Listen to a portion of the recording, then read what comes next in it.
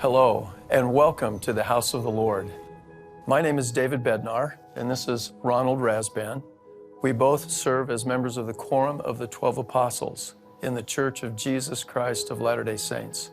We are here in the Rome, Italy temple, and we're delighted that you can join us for this brief tour. This is the recommend desk of the temple. Members of our church come here to this recommend desk, and they're met by two temple workers who are wearing white suits. And they present a small card called a temple recommend. The card is issued by their local church leaders affirming that they are prepared to participate in these sacred ceremonies of the temple. Now please notice how immediately as you enter the temple, the focus is on the Savior, represented in the painting behind me and in the other artwork that you find throughout the temple. Welcome to the Baptistry of the temple.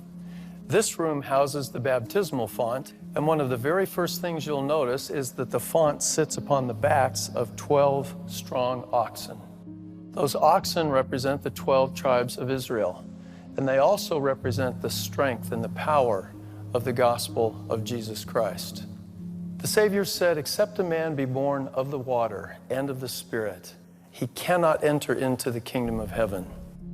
Baptism by immersion for the remission of sins is an essential saving ordinance in the gospel of Jesus Christ.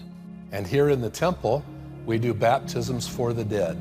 Two members of our church will come into the baptismal font dressed in white, and there they will be baptized for their departed ancestors. Baptism for the dead was taught by the Apostle Paul in the New Testament, and we have the privilege of continuing that ordinance in the church today in all of the temples throughout the world.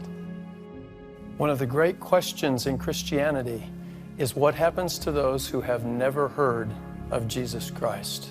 His is the only name under heaven whereby a man or a woman can be saved.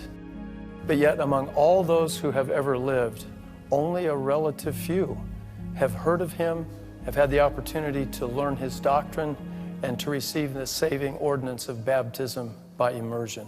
That is made possible through proxy baptism for the dead. There are some people who will ask if we are compelling or constraining our ancestors to become members of the Church of Jesus Christ of Latter-day Saints. And the answer is no. It is a loving offering, and they then have the opportunity to accept or reject that ordinance.